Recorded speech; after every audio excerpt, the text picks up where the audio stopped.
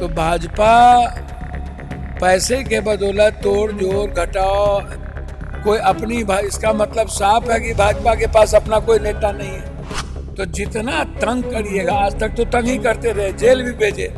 जब किसी भी चीजों से नहीं ये हेमंत सोरेन जी को दबा पाए, ना हेमंत सोरेन जी को किसी भी तरीके से ये खत्म कर पाए, तो अब शुरू हो गया तोड़ जोड़ की राजनीति।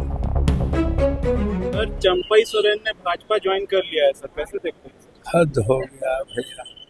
अब चुनाव के समय में कोई यहाँ गिरा कोई वहाँ गिरा, भैया विश्वास टूट जाएगा दुनिया में। इस तरह के जो बिहेव है और जिस तरीके से चंपई सोरेन जी पर हेमंत जी ने विश्वास किया और अपने परिवार को नहीं बनाया, अपनी पत्नी को नहीं बनाया, अपने भाई को नहीं बनाया, एक वर्कर को बनाया, लोगों में जो अब विश्वास टूटता जा रहा है, इन्हीं आचरण और चरित्र के कारण चंपई सोरेन जी को जिस तरीके से शिबू सोरेन जी ने सींचा, जिस तरीके से हेमंत जी ने एक वर्कर को मुख्यमंत्री बनाया, और उसके बाद देखिए भाजपा के पास कोई एजेंडा नहीं है।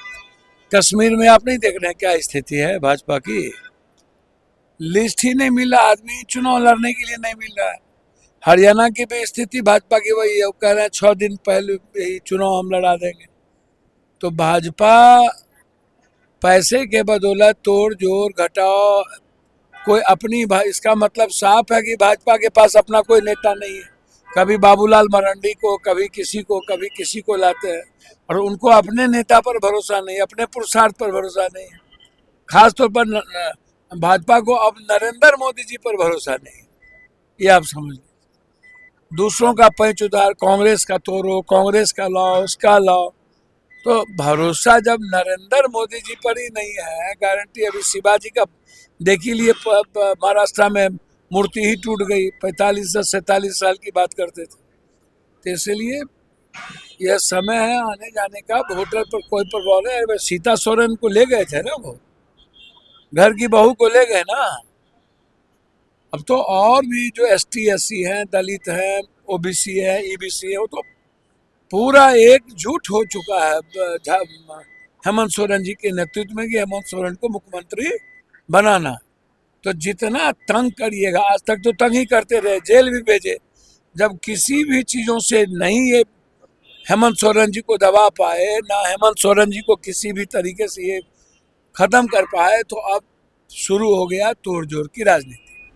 सर, कंगना रनावत ने फार्मर्स को लेके, किसानों को लेके बयान दिया था कि अगर हालात नहीं संभलते तो बांग्लादेश जैसे हो जाते। इस पर अब बीजेपी ने किनारा कशी की है उनके बयान से। सर देखिए, एक बात समझिए, रोपिएगा बबूल, खाइएगा खजूर। कंगना जी चॉइस किसकी है? कौन नेता की चॉइस है? ऐसे ऐसे कंगना जी, अंगना जी, ऐसे ऐसे लोगों को हिला करके राजनीति करिएगा तो क्या पाइएगा? आप हमको बताइए ना। उसको आज़ादी का पता नहीं, किसी चीज़ का पता नहीं। तो कंगना और के बारे में इस देश को गंभीरता से कोई लेता ही नहीं है, और बीजेपी के पास कंगना टाइप के चीज़ों कुछ है ही नहीं। बीजेपी के पास अब कंगना टाइप की ही चीज़ें बच जाएगी, आप इसको समझिए। तो इसीलिए उसको ही मत लीजिए। सर, बीजेपी कह रही है, सर TMC के नेता हैं कुणाल घोष, उन्होंने कहा है कि जो मूवमेंट छात्रों का या जो हालात बंगाल में दिख रहे हैं, इसके पीछे बीजेपी कांग्रेस सब मिली जुली भी है, एक साथ ना बनना मूवमेंट जो चल रहा है सबको। देखिए, एक बात समझिए, बीजेपी तो का जो सोशल मीडिया है, टूल्स है, जब सुप्रीम कोर्ट ने निर्णय ले लिया, और जब CBI इंक्वायरी हो गई, और जब सब कुछ सामने आ रहा है, पोलियोग्राफी हो रही है, तो आप हमको बताइए ना कि जिस तरीके से भी कहीं न कहीं बीजेपी का तो बैकअप है ही ना। बीजेपी प्रभोग तो कर ही रही है। जस्टिस के लिए ममता दीदी खुद ही उतर गई है, और अब तो हम तो कहेंगे बीजेपी को अविलंब फांसी की सजा हो, CBI इसकी तैयारी करे 3 महीना के अंदर, खत्म करिए इसको।